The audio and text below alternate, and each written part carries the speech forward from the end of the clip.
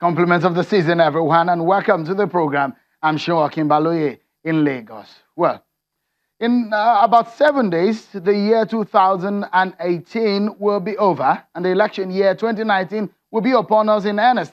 It is 54 days to the opening of the fourth ballot, and tonight we shall be talking about some of the critical issues you need to know.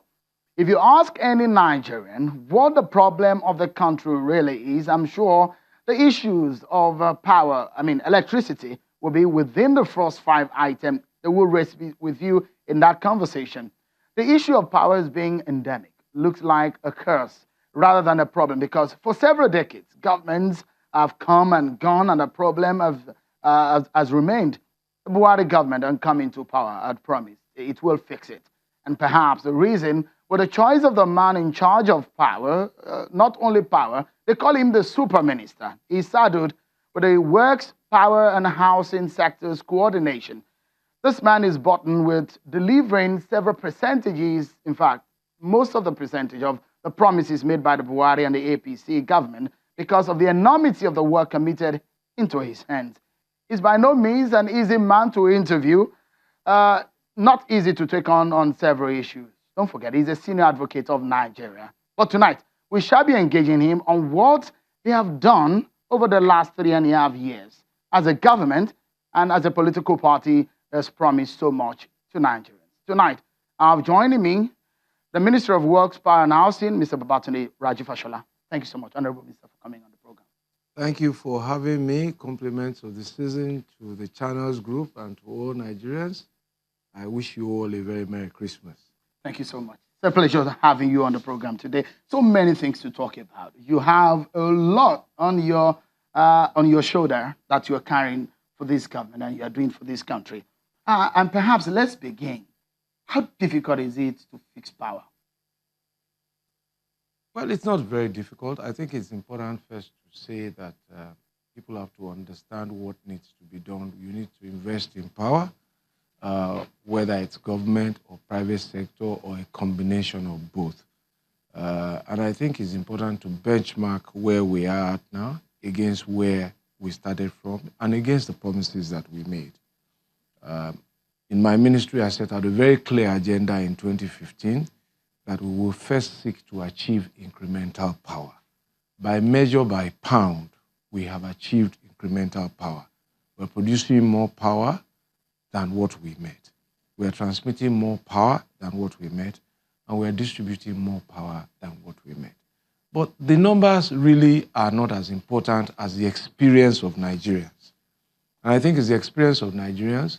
While I reiterate that work is not finished, Nigerians will tell you on the average that they are spending less money on buying diesel, they are spending less money on buying petrol for generators.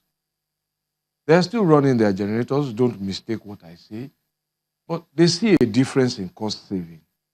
They are getting more longer hours of power.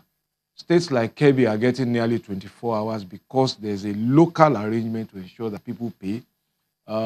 Recently, I read reports of people in Maiduguri saying that the 24-hour power is too expensive for them. They don't want it for 24 hours. They should reduce it. On my way to Lagos last week, somebody accosted me on the plane and said, okay, she was living in Agege, Dokpemu area, that I experienced in the last 6 months have been better than the ones before, getting about 15 hours. Right on the same plane, somebody said, in Bedwell in Ikoyi, I don't have power. I know it's a local problem there. I called the discos, and these are reports that should go on to discos. And this is on grid. Off grid, we have been innovative. We are targeting markets. We are targeting universities. We are promoting individuals and businesses to get their own energy under the existing regulations that we have championed and made. So you have mini grid policy. You have eligible customer. If you are a big consumer, 2 megawatts, you are not getting satisfactory response from your disco, contract your energy directly. So some hotels are doing that. Steel companies and manufacturing is doing that. So the policy is off-taking. And I see a very clear path to solving this problem. If I did it, I wouldn't remain. Honorable Minister, I would like to take you back just a few more years. You know you were very critical of the last government. Let me show you quickly what you said in 2015. You did say that the way and manner power was handled was handled by amateurs. You said it as a colloquium of Asiwaju Bola Tinubu. Take a listen to that.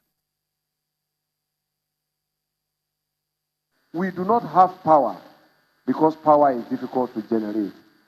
We have darkness because we have incompetent people managing our economy.